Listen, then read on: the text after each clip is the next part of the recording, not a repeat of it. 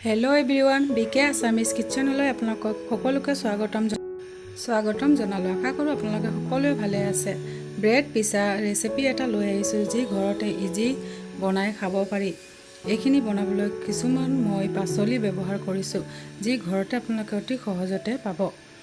গাজৰ, কেপচিকাম, পিয়াজ। ব্ৰেড 3 পিছত পিজা সস মই ভালকৈ খানি লম। তাৰ পিছত মিহিকৈ কাটি থোৱা গাজৰ, কেপচিকাম, পিয়াজ ইয়াৰ ওপৰত ভালকৈ দি দিম। এতিয়া আমি ইয়াতে চিজ ভালকৈ পিহনাত দি পেলাই ইয়াৰ ওপৰত চিজখিনি ভালকৈ দিম।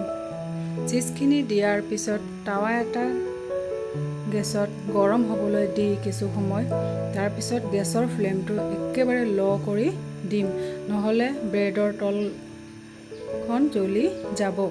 সেইকাৰণে আমি গেছৰ ফ্লেমটো লো কৰি দিম আৰু ব্ৰেডখিনি তাৰ ওপৰত দি পেলাই এটা বাটাৰ কিছু ব্যৱহাৰ কৰিছোঁ।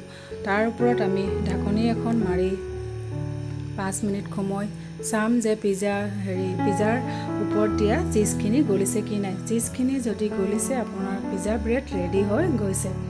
এইখিনি আমাৰ পিজা ব্ৰেড ৰেডি হৈ গ'ল। চাওকচোন ইমান ধুনীয়া হৈছে। চিজখিনি পুৰা ভালকৈ গলিবলৈ ধৰিলে। এইখিনি খাবলৈ বহুত টেষ্টি। এইখিনি আপোনালোকে ঘৰতে বনাই খাব পাৰিব। Please like, subscribe and share কৰিব নাপাহৰিব।